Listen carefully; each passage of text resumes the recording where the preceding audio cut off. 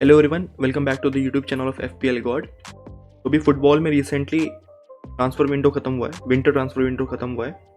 तो हम इस वीडियो में जल्दी जल्दी ये देख लेते हैं कि इस ट्रांसफ़र विंडो में कौन से क्लब को कौन सी अच्छी डील मिली और किस क्लब ने इस ट्रांसफ़र विंडो का फुल्ली यूटिलाइज़ किया है। तो मेरे ख्याल से इस ट्रांसफ़र विंडो में जुवेंटस और बार्सिलोना ने अच्छी खासी डील एक्वायर की है। वहीं अगर टॉप ट्रांसफ़र्स को देखा जाए तो डुसान व्लाहोविक, जो कि सेंटर फॉरवर्ड है और उसने जुवेंटस ज्वाइन किया है, वो काफ़ी अच्छा डील है जुवेंटस के लिए। तो जैसे व्लाहोविक का देख सकते हैं, इस सीरिया ए सीज़न में उसने 21 अपीयरेंस में 17 गोल स्कोर किए और 4 असिस्ट किए। तो ये जुवेंटस के लिए काफ़ी सही प्लेयर हो सकता है, क्योंकि उसका जो फॉरवर्ड है मोराटा और जो भी उसके डेडवुड्स वहाँ पड़े हुए थे वो उतने लीथल नहीं थे, और स्पेशली जुवेंटस काफ़ी स्ट्रगल कर रही है गोल स्कोरिंग में। तो व्लाहोविक एक बढ़िया साइनिंग हो सकता है उनके लिए, और ये काफ़ी प्रूवन भी है। सीरिया ए में इसने फ्लोरेंटिनो के साथ खेलता था, तो ये काफ़ी प्रूवन भी है वहाँ पे।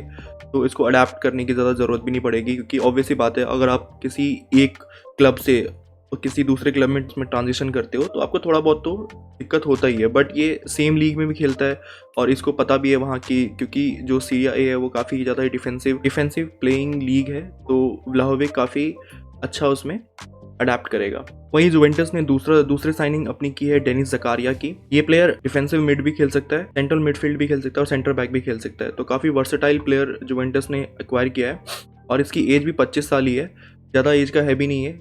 राइट फुटेड प्लेयर है और जुवेंटस को डिफेंसिव मिड में काफ़ी ज़्यादा स्टेबिलिटी ये देगा, और ये 5 मिलियन यूरोज में उन्होंने एक्वायर किया है। तो ये काफ़ी अच्छी साइनिंग है उनके लिए, उन्हें और स्टेबिलिटी देगी लीग में, क्योंकि लीग में जुवेंटस काफ़ी हग रही है। तो ये दो साइनिंग मेरे ख्याल से जुवेंटस को टॉप 4 अचीव करने में तो काफ़ी ज़्यादा हेल्प करेगी। उसी के साथ जुवेंटस ने डेजान कुलुजेस्की और बेंटनकुर को टॉटनहम ट्रांसफ़र कर दिया है। कुलुजेस्की अभी लोन पे गया हुआ है with an option two by 30 million पे, और बेंटनकुर को उन्होंने सेल कर दिया है टू टॉटनहम। तो ये दोनों प्लेयर एलिग्री के प्लान्स में थे भी नहीं, और अच्छा खासा इन्होंने ऑफलोड कर दिया है, ताकि ये जो दो उन्होंने प्लेयर लिए हैं, जकारिया और व्लाहोविक, उनके लिए काफ़ी अच्छी स्पेस बन जाए। नेक्स्ट हम लिवरपूल के ट्रांसफ़र को देखते हैं। लुइस डियाज उन्होंने एक्वायर किया है। तो लुइस डियाज ने अभी तक सीज़न में 6 अपीयरेंस दी है, जिसमें से 2 गोल स्कोर किया उसने, और ये लेफ्ट विंगर और राइट मिडफील्ड दोनों खेल सकता है। तो बेसिकली ये माने की पोजीशन पे खेल सकता है, और इसके थ्रू हो सकता है कि ये लोग माने को रिप्लेस करें, या फिर साला पे प्रेशर भी डाल सकते हैं कि उन्होंने उसका बैकअप ले लिया, क्योंकि ये साथ साथ में राइट विंग भी खेल सकता है। एज अभी 25 ईयर्स ही है, और क्लॉप को हम लोग जानते हैं कि वो कैसे प्लेयर को डेवलप करने में केपेबल है। तो लेफ्ट विंग से राइट विंग स्विच करने में उसको ज़्यादा टाइम भी नहीं लगेगा। तो इस हिसाब से मेरे ख्याल से लिवरपूल ने काफ़ी सही साइनिंग की है, क्योंकि ये एक तरह से माने के हिसाब से ही खेलता है, या माने या साला के कैलिबर का ही प्लेयर है। तो ये काफ़ी कॉम्प्लीमेंट करेगा लिवरपूल की टीम को, और उन्हें स्क्वाड डेप्थ भी प्रोवाइड करेगा। नेक्स्ट एक अच्छी खासी साइनिंग है क्रिस्टियन एरिक्सन, जो ब्रेंटफोर्ड के लिए उन्होंने साइन किया है। ये ब्रेंटफोर्ड के लिए काफ़ी अच्छी साइनिंग है, क्योंकि उनकी जो टीम है उसमें एक बहुत ही खासा एक्सपीरियंस प्लेयर आएगा, जो कि क्रिस्टियन एरिक्सन है, और ये ऑलरेडी प्रीमियर लीग में खेल चुका है। तो ये ब्रेंटफोर्ड को काफ़ी अच्छा बूस्ट देगा मिडफील्ड में। तो अब इस विंटर ट्रांसफर विंडो में हम बार्सिलोना की बात करते हैं। तो इस ट्रांसफर विंडो में बार्सिलोना ने काफ़ी अच्छी साइनिंग की है, और काफ़ी सेंसिबल साइनिंग की है, जो कि पहले वो सेंसिबल साइनिंग नहीं करती थी। तो अभी उन्होंने स्ट्राइकिंग पोजीशन में ओबामेयांग को साइन किया है, जो कि आर्सेनल से लोन पे गया है। और इसमें मैं ये कहना चाहूँगा कि आर्सेनल ने भी काफ़ी सही प्ले किया है, क्योंकि इस ट्रांसफर विंडो में आर्सेनल ने किसी को ख़रीदा नहीं, जबकि वो ख़रीदना चाहते थे, लेकिन उसको काफ़ी प्लेयर्स ने रिजेक्ट कर दिया। लेकिन उन्होंने ओबामेयांग को ऑफलोड कर दिया अपनी टीम से, जो कि एक अच्छी बात है, क्योंकि ओबामेयांग आर्सेनल की जो अभी साइड है उसमें काफ़ी नेगेटिव इम्पैक्ट डाल रहा था, क्योंकि वहाँ का माहौल सही नहीं था ओबामेयांग को लेके, कि और इधर उधर जाता है या फिर मानता नहीं है बातें ये वगैरह। तो उन्होंने आर्टेटा ने एक बहुत अच्छा मूव खेला है कि उसने ओबामेयांग को ऑफलोड कर दिया, ताकि जो नेगेटिविटी है वो क्लब से निकले एटलीस्ट 6-7 महीनों के लिए। उसके बाद देखा जाएगा ओबामेयांग का क्या होगा। तो मेरे ख्याल से काफ़ी विन विन सिचुएशन है बोथ आर्सेनल और बार्सिलोना के लिए। बार्सिलोना को एक अच्छा खासा स्ट्राइकर भी मिल गया, क्योंकि वो ओबामेयांग अगर वो नहीं आता तो वो मोराटा के लिए जा रहे थे। मोराटा ठीक है, बट लेकिन वो एथलेटिको मैड्रिड से बार्सिलोना, फिर वो मैड्रिड भी खेल चुका है, तो ये काफ़ी ज़्यादा ही उसके लिए बुरा होता, और वो प्लेयर भी उतना कुछ खास। ओबामेयांग एक बढ़िया साइनिंग है, और दुख की बात यह है कि उस्मान डेम्बेले को वो लोग अभी भी ऑफलोड नहीं कर सके, क्योंकि इसकी वेजेस इतनी हाई है। काफ़ी स्टबन प्लेयर लगता है मुझे, ये कुछ खास तो है नहीं खेलने, बट फिर भी। तो इस सीज़न बार्सिलोना को डेम्बेले को झेलना ही पड़ेगा, और नेक्स्ट सीज़न जो कि स्पॉटिफाई ने बार्सिलोना को गोद लिया है, तो उनकी वेजेस काफ़ी बढ़ जाएगी और ये हो सकता है कि नेक्स्ट सीज़न हालैंड के लिए भी ट्राई करें। नेक्स्ट ट्रांसफ़र अडामा ट्रायरो का हुआ है बार्सिलोना में। ये भी काफ़ी अच्छी साइनिंग है, ये काफ़ी अच्छी इनको क्वाड डेप्थ प्रोवाइड करेगा। विंग्स हो या फिर विंग बैक हो या फिर ये फुल बैक भी खेल सकता है, तो काफ़ी सही प्लेयर है, बढ़िया है। बेबी ऑयल लगा के लगता है ला लीगा में कुछ करेगा, या तो ये कुछ करेगा या फिर वापस वुल्व्स जाएगा, क्योंकि इसने टॉटनम में 125 के या 120 के वीकली सैलरी छोड़ के यहाँ 15 के या शायद 20 के में जो इंटरनल सोर्सेज हैं उसके हिसाब से मैं बता सकता हूँ कि इसने सैलरी कट भयानक लिया है बार्सिलोना में खेलने के लिए। और ये पहले भी बार्सिलोना से ही वुल्व्स में जा चुका है। पहले बार्सिलोना के यूथ टीम में था, बट वहाँ पे ये कुछ खास कर नहीं पाया था। और अभी बार्सिलोना का लेवल इतना डाउन है कि अडामा ट्रायरे भी चलेगा। और बार्सिलोना तो ऑल इन जा रही है हालैंड के लिए, क्योंकि वो नहीं चाहती है कि रियल मैड्रिड बोथ एम्बापे और हालैंड दोनों को ले आए। और इंटरनल सोर्सेस से ये भी कंफर्म्ड है कि हालैंड ने प्री एग्रीमेंट साइन कर लिया है मैड्रिड के लिए, और वो भी फ्री में। तो मैड्रिड के पास काफ़ी ज़्यादा ही फंड्स बचे हुए हैं अभी फ़िलहाल, जो कि वो नेक्स्ट सीज़न टारगेट कर सकती है हालैंड के लिए, जो कि प्रैक्टिकली पॉसिबल भी है। सिर्फ मैड्रिड ही ये चीज़ कर सकती है, उसके जो वेजेस हैं और उसका जो फुल पैकेज है ना, वो सिर्फ मैड्रिड ही दे सकती है। ये काफ़ी सही है, लेट्स होप सो। देखते हैं कल अगले सीज़न क्या होता है।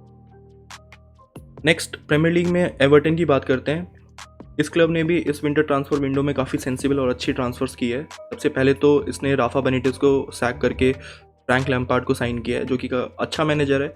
और जिस हिसाब से एवर्टन अभी क्राइसिस में है, मेरे को लगता है कि फ्रैंक लैम्पार्ड उन्हें एटलीस्ट कुछ नहीं तो टॉप 10 फिनिश करवा ही सकता है, क्योंकि उन्होंने जो प्लेयर लिए हैं डेले अली और Donny van de Beek, although ये दोनों सेम ही पोजीशन पे खेलते हैं, बट डेले अली को परमानेंट बेसिस पे लिया है और Donny van de Beek loan पे गया है। तो मेरे हिसाब से डेले अली ज़्यादा प्रेफरेबल होगा, क्योंकि वो 35 या 30 मिलियन में शायद गया है वहाँ पे एवर्टन में, और डॉनी वैन द बीक मतलब लोन पे गया है। तो देखते हैं क्या होता है। बट लूकस डिग्ने भी एक बढ़िया साइनिंग है। तो ये 3 साइनिंग लगता है कि एवर्टन को बूस्ट देंगे और टॉप 10 फिनिश होप सो की। तो नेक्स्ट प्रीमियर लीग में मैनचेस्टर सिटी की बात करते हैं। तो सिटी ने फाइनली एक स्ट्राइकर एक्वायर कर लिया है, जो कि रिवर प्लेट से सिटी को ज्वाइन करेगा, बट इस सीज़न नहीं, वो अभी फ़िलहाल वहीं खेलेगा और नेक्स्ट सीज़न समर में आएगा। और जूलियन अल्वारेज एक स्ट्राइकर है, तो इसको साइन करने के साथ साथ मुझे लगता है कि अभी लोग हालैंड पे तो नहीं जाएंगे, लेकिन कोई ठीक नहीं है, कुछ भी कह सकते हैं, क्योंकि ये सिटी है, इनके पास पैसे बहुत हैं। तो मे बी अगर हालैंड प्रीमियर लीग आना चाहे तो सिर्फ एक ही टीम से अफोर्ड कर सकती है, और वो है या तो सिटी या फिर मैनचेस्टर यूनाइटेड। लेकिन यूनाइटेड की जो अभी करंट सिचुएशन चल रही है उसके हिसाब से मुझे नहीं लगता है कि वहाँ पे कोई भी स्टार प्लेयर आना चाहता है, और स्पेशली हालैंड जो एम्बिशियस है, जिसे भाई जीतना है, यूसीएल जीतना है, जिसे भाई बहुत सारी ट्रॉफीज़ जीतनी है, और वो सिर्फ मुझे लग रहा है सिटी में ही हो सकती है। और फाइनली अगर वो लोग हालैंड को एक्वायर कर लेंगे तो मुझे लगता है कि सिटी में जो एक मिसिंग पीस है ना, जो उन्हें यूसीएल जीतने से रोकती है, वो हालैंड ही हो सकता है। अगर हालैंड मैड्रिड नहीं गया तो मे बी बहुत 90% चांसेस मुझे लग रहे हैं कि हालैंड सिटी आ सकता है, क्योंकि मुझे और कोई टीम नहीं दिख रही है जो उसके वेजेस को अफोर्ड कर सकती है, नॉट इवन बायर्न म्यूनिख भी।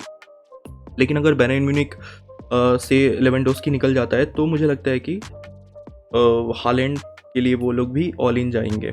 नेक्स्ट हम टॉटनम को देखते हैं। तो टॉटनम ने अपने टीम में से काफ़ी सारे डेडवुड्स को यहाँ से हटाया है। डेले अली को उन्होंने सेल कर दिया, लो सेल्सो को उन्होंने विलारियल को लोन पे दे दिया है, ब्रायन गिल्बी वेलेंसिया लोन पे चला गया है, बेंटेनकोर और कुलुजेस्क्वी को उन्होंने साइन किया है। कुलुजेस्क्वी जैसे मैंने बताया था कि कुलुजेस्क्वी लोन पे आया है और बेंटेनकोर ऑन अ परमानेंट डी। खैर इस सीज़न अगर टॉटनम को देखें तो ये काफ़ी ज़्यादा ही प्लेयर से लिंक थी, जैसे कि लुइस डियाज, ट्राओरे, लेकिन इन सब का कुछ हो नहीं पाया क्योंकि इन्होंने टॉटनम को रिजेक्ट कर दिया। इस अगर सीज़न में मैं अगर विंटर सीज़न की बात की जाए तो आर्सेनल और टॉटनम को सबसे ज़्यादा प्लेयर्स ने रिजेक्ट किया है, क्योंकि ऑब्वियसली बात है वो यूसीएल के अभी फ़िलहाल उसमें तो है नहीं, और जो भी प्लेयर्स आना चाहते हैं इंग्लैंड या फिर जो भी बड़े बड़े नाम जो भी बड़े बड़े क्लब से लिंक होते हैं वो चाहते हैं कि यूसीएल खेले। और अभी जो करंट सिचुएशन चल रही है प्रीमियर लीग की, तो इसमें आर्सेनल और टॉटनम में से कोई एक ही टीम जो है वो यूसीएल क्वालिफाई कर सकती है, और बहुत ज़्यादा चांसेस लग रहे हैं कि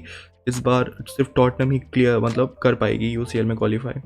तो ऑब्वियसली बात है जो भी प्लेयर साइन कर रहे हैं वो चाहता है कि कम से कम यूसीएल खेले, और यूरोपा अब उतनी कुछ खास है नहीं, वहाँ पे बार्सिलोना खेलती है, तो वो लीग तो अब उतनी कुछ खास रही नहीं। तो प्रीमियर लीग से ऑल ओवर हमने काफ़ी ज़्यादा ही यहाँ पे कवर अप कर लिया है और जुवेंटस का भी बता दिया। तो ऑल इन हम लोगों ने काफ़ी सही यहाँ पे राउंड अप कर लिया है कि कौन से ट्रांसफ़र्स हुए हैं, कौन से ट्रांसफ़र्स अच्छे हैं। हाँ, तो अगर देखा जाए कि किस क्लब ने सही ट्रांसफ़र्स किए हैं तो मेरे ख्याल से है एवर्टन, उसके बाद आर्सेनल और बार्सिलोना। इन 3 क्लब ने काफ़ी सही ट्रांसफ़र्स किए और सेंसिबल ट्रांसफ़र्स किए हैं। ये नहीं कि मतलब ऑल इन गए कैश आउट कर दिया, ऐसा कुछ नहीं। जो उन्हें नीड थी वही ट्रांसफ़र्स लिए हैं। इवन जुवेंटस ने भी वही सेम चीज़ किया है कि जो उन्हें ज़रूरत थी वही करना था। और इस बार मुझे काफ़ी सरप्राइजिंग लगा कि पीएसजी ने डेम्बेले को साइन नहीं किया, क्योंकि पीएसजी जानी जाती है कि वो बस किसी भी प्लेयर को उठाया और ले लिया। बट डेम्बेले को उन्होंने साइन नहीं किया और डेम्बेले की हाई वेजेस की वजह से चेल्सी ने भी बैकआउट कर लिया था। तो ये भी हुआ। और हाँ, लास्ट में एक चीज़ भूल गए हम लोग कहना कि यूनाइटेड से जेसी लिंगार्ड का ट्रांसफ़र हो नहीं पाया, क्योंकि लास्ट में जो मेसन ग्रीनवुड का जो न्यूज़ आ गया उसकी वजह से यूनाइटेड की जो स्क्वाड डेप्थ है वो काफ़ी ज़्यादा ही ख़राब हो गई है। तो अगर ये लोग ऑफलोड कर देते जैसे लिंगार्ड को भी, तो उसके बाद सीधा ऑप्शन माटा बचता।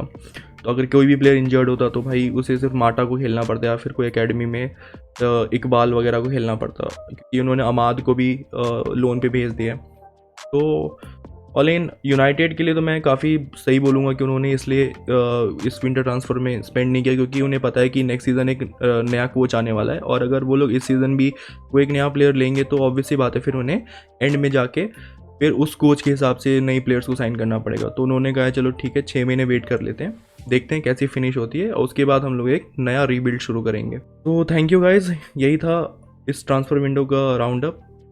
तो अगर आपको वीडियो अच्छी लगी तो please like and subscribe. Thank you.